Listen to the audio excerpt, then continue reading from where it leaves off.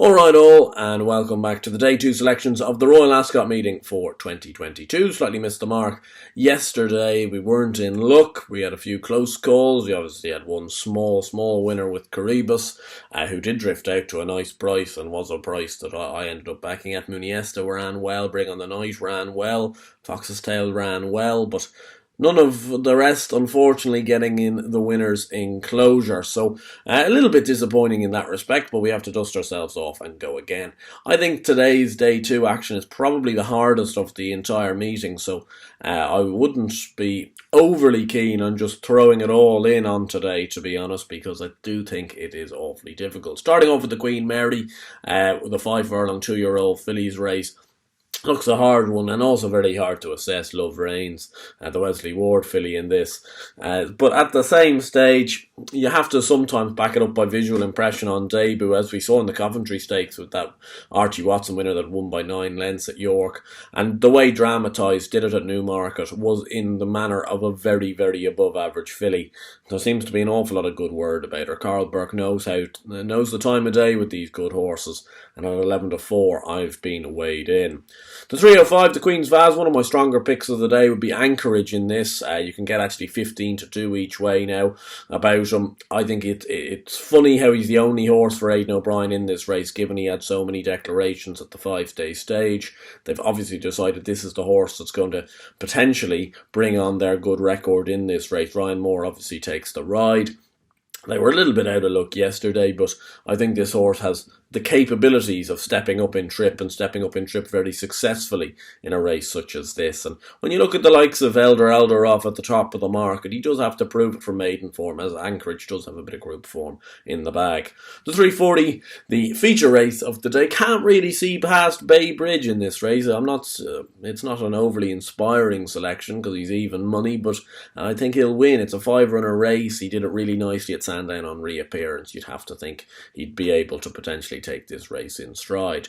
420 race, Duke of Cambridge Stakes. I'm hoping the £5 pull will prove beneficial for Mother Earth, who's a very good Ascot runner and a very consistent horse in general. Was a little bit disappointing last time out behind Bopedro.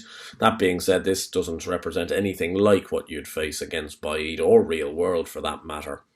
As I say, she's getting £5 from Saffron Beach, who beat her by 3 lengths in the Sun Chariot last year. I think that's a reversible margin with that weight pull, and she also runs this Ascot track very well, 3rd in the Coronation Stakes last year. So I think Mother Earth at 10-3 looks a bet. The 5 o'clock, the Royal Hunt Cup, obviously an absolute minefield. You can get 7 or 8 places in a lot of bookmakers, and I think Bopedro might be the one here for Jessica Harrington, off a likeable mark of 103, for which Shane Foley in the place. They went close enough, although I think in the end Cadillac was sold before the race, or in that London sale on Monday night, but he ran very well in the Wolverton Stakes under Shane Foley to come second. I think Bopedro has a decent chance off a mark of 103, won a Curragh handicap. It was very similar handicap to this last year, and then was 3rd at the Champions Weekend behind Mason, where, to be honest, he was a little bit unlucky not to come out on top. He was shuffled back, he had to come very wide, and eventually didn't quite get there over 7 furlongs. 2 no-shows this year, but those were off higher marks, and he does come back to 103, and I think he's ready to strike at 20-1.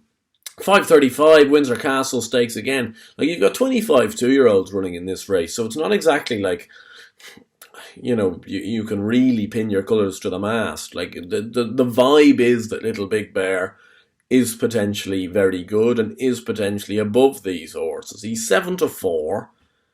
Yeah, you know, I suppose, like, if you back a 7-4 winner anywhere, it's not a bad winner, but it's not exactly one that I'd be full of confidence with. But I look down the thing, and you could make a case for any of them. They've all won a maiden, so I think I'd be willing to, you know, keep the powder dry, or maybe have a tiny bet on Little Big Bear just in case he is too good.